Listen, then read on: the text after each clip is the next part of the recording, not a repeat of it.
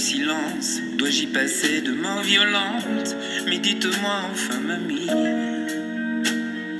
pourquoi dans la cuisine?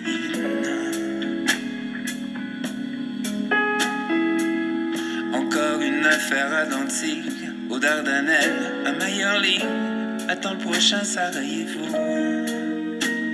pour chialer dans la cuisine. Bonjour pour la deuxième partie de la chronique explicative sur la pharmacienne d'Yvetot. Alors, encore une affaire à Danzig. Danzig, c'est la même chose que Gdansk en allemand, enfin la ville polonaise. Donc, c'est une ville polonaise portuaire qui donne sur la mer Baltique. Elle conserve le statut de ville libre jusqu'à l'annexion par la Prusse en 1793, lors du deuxième partage de la Pologne. Elle redevient ville libre sous l'occupation napoléonienne au traité de Tilsit en 1807. En 1815, la ville est récupérée par la Prusse et devient en 1878 la capitale de Prusse occidentale. Le traité de Versailles de 1919 fit de Danzig, alors peuplée par une large majorité allemande, une ville libre, sous le contrôle de la Société des Nations à partir de 1920. La Pologne était cependant responsable de la cité-État dans divers domaines, notamment en ce qui concernait sa politique extérieure. La bataille des Dardanelles maintenant. Alors, c'est un affrontement de la Première Guerre mondiale qui oppose l'Empire ottoman aux troupes britanniques et françaises dans la péninsule de Gallipoli, dans l'actuelle Turquie, du 18 mars 1915 au 9 janvier 1916. La péninsule de Gallipoli forme la partie nord du détroit des Dardanelles, reliant la mer Égée à la mer de Marmara. Durant la Première Guerre mondiale, cette région est contrôlée par l'Empire ottoman, alors en guerre contre les puissances alliées, dont le Royaume-Uni, la France et la Russie. Pour pouvoir ravitailler cette dernière, le contrôle des détroits est indispensable, mais une tentative alliée pour traverser les Dardanelles échoue le 18 mars 1915 en raison des mines qui y ont été posées. Mayerling maintenant. Le drame de Mayerling est un événement qui se déroule le 30 janvier 1889. L'archiduc héritier d'Autriche Rodolphe, fils de l'empereur François-Joseph Ier d'Autriche et de l'impératrice Élisabeth dite Sissi, est retrouvé mort en compagnie de sa maîtresse, la baronne Marie Wetzera, une mineure, dans son pavillon de chasse de Mayerling. Le double suicide ou le meurtre de Marie suivi du suicide de Rodolphe est la thèse privilégiée. Mais étant donné le caractère scandaleux d'une telle fin, le gouvernement et l'empereur tentèrent de le cacher. Ce qui a donné naissance à toute une littérature romantique, périodiquement alimentée par des pseudo-révélations soutenant la version d'un double meurtre. Pour finir, Sarajevo attend le prochain Sarajevo. Qu'est-ce que ça pourrait être? Un déclenchement de guerre encore, bien sûr. Alors, à Sarajevo, le 28 juin 1914, alors que l'actuelle Bosnie-Herzégovine est occupée depuis 1878, l'archiduc François Ferdinand, qui s'apprête à hériter de l'Empire austro-hongrois, vient dans la capitale avec son épouse pour une visite officielle. Tous deux sont assassinés en plein défilé par un étudiant serbe bosnien. Cet attentat prélude à la Première Guerre mondiale. Lotus en sa sphère mentale se pense tigresse du Bengale ou pharmacienne à Yvetot.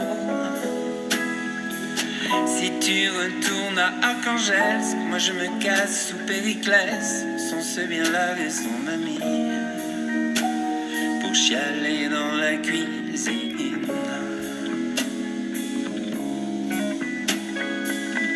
Pleine gouttière à Cordoba, le feu ravage ta toundra. Voilà bien des raisons, mamie, pour chialer dans la cuisine.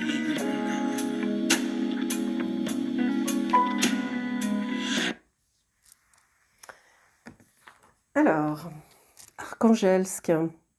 Archangelsk est une ville portuaire de Russie, un point d'approvisionnement allié pendant la Première Guerre mondiale.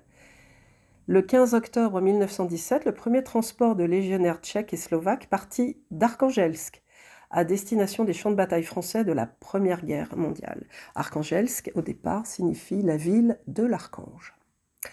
Pendant la guerre civile 1918-1920, les Blancs, donc les soutiens du tsar, font de la ville la capitale d'un éphémère oblast du Nord, anti-bolchevique, où ils reçoivent le soutien de puissances européennes et des États-Unis lors de l'intervention en Russie septentrionale. En janvier 1920, après avoir vaincu les Blancs et contraint les forces de l'intervention étrangère à se retirer, le pouvoir soviétique s'établit à Arkhangelsk. Voilà pour Arkhangelsk, cette ville russe. Mais il y a aussi une autre référence intéressante qui se trouve dans la chanson de Jean-Roger Caussimon, Nuit d'absence, qui a été chantée par Murat en 1994 au concert live RTL. Alors je cite, « Il est des nuits où je m'absente, discrètement, secrètement. Mon image seule est présente, elle a mon front, mes vêtements. Jour de semaine ou bien dimanche, tout frissonnant dans le dégel, je suis au bord de la mer Blanche, dans la nuit blanche d'Arkhangelsk. J'interpelle des marins ivres, autant d'alcool que de sommeil. Cet éclat blême sur le givre, est-ce la lune ou le soleil ?» Périclès maintenant. Pourquoi veut-il se casser sous Périclès ? Peut-être parce que justement, le siècle de Périclès a été un siècle peut-être doré. Alors, Périclès fut un stratège, orateur et homme d'État athénien. Il est né environ vers 495 avant Jésus-Christ et mort en 429 avant JC. Fils de l'homme politique Xantippé et d'Agaristée, laquelle appartient à la puissante famille des Alcménoïdes, il est influent durant l'âge d'or de la cité, plus précisément entre les guerres médiques et la guerre du Péloponnèse. Périclès fait de la Ligue de Délos un empire athénien et mène ses compatriotes au cours des 2 premières années de la guerre du Péloponnèse. Il a eu une influence si profonde sur la société athénienne que Thucydide, un historien contemporain, le qualifie de premier citoyen de sa patrie et que son époque est parfois appelée le siècle de Périclès. Voilà, c'est ce que je voulais dire tout à l'heure en disant l'âge d'or. Périclès a marqué ses contemporains et les générations suivantes à Athènes, dans le monde hellénistique puis romain. Il s'illustre dans la promotion des arts, il est à l'origine du projet de construction de la plupart des structures encore présentes aujourd'hui sur l'acropole d'Athènes, dont le Parthénon. En outre, il favorise la démocratie athénienne à tel point que les critiques le qualifient de démagogue. Vers 445 avant JC, Périclès prend pour compagne une métèque originaire de Milet qui s'appelle Aspasie. Alors là, j'ouvre une parenthèse. Qu'est-ce que c'est qu'un métèque ? Un métèque, ça vient du grec ancien métoïkos, qui signifie « qui a changé de résidence ». Et dans la Grèce antique, c'est un statut intermédiaire entre celui de citoyen et d'étranger, réservé à des ressortissants grecs d'autres cités. C'est intéressant ça. Nous revenons à Aspasie, sa femme. Cette relation avec une étrangère suscite de nombreuses réactions, même de Xantippé, l'un des fils de Périclès, qui a des ambitions politiques et qui n'hésite pas à critiquer son père. Elle est pour les ennemis du stratège une occasion de le dénigrer et même de l'attaquer en justice. Les ennemis de Périclès reprochent à Aspasie sa naissance à Milet. Robert Flasselière rapporte que les poètes comiques se sont emparés de l'affaire et ont accusé Aspasie de prostitution, ce qui n'a jamais été prouvé. L'historien cite à ce sujet Marie Delcourt « Personne n'aurait trouvé mauvais que Périclès aimât des jeunes gens, ni qu'il traitât mal sa première femme, mais on était scandalisé qu'il considérât la seconde comme un être humain, qu'il vécut avec elle au lieu de la reléguer dans le gynécée, qu'il invita chez lui des amis avec leurs femmes. Tout cela était trop étonnant pour être naturel, et Aspasie était trop brillante pour être une honnête femme. » Périclès aurait-il été féministe avant l'heure ? De l'Antiquité jusqu'au XXIe siècle, Périclès a suscité de nombreuses interrogations et polémiques sur son rapport au pouvoir.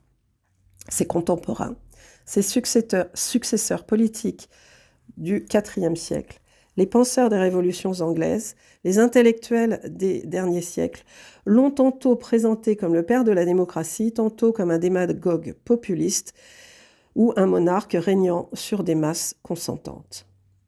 Créé pour encourager la participation à la vie publique, il a notamment créé une mesure appelée mistophorie, permettant aux citoyens de conditions modestes de prétendre aux charges publiques. Cette rétribution est instituée par Périclès pour les jurés des tribunaux populaires qui perçoivent un mistos de 2 oboles. Il était quand même très, très moderne, cet homme. D'après Aristote, Périclès entendait contrebalancer la popularité de son rival politique Cimon, à qui sa fortune personnelle permettait d'être très généreux avec le peuple. D'autres analystes maintiennent qu'un humanisme athénien s'est illustré dans l'âge d'or.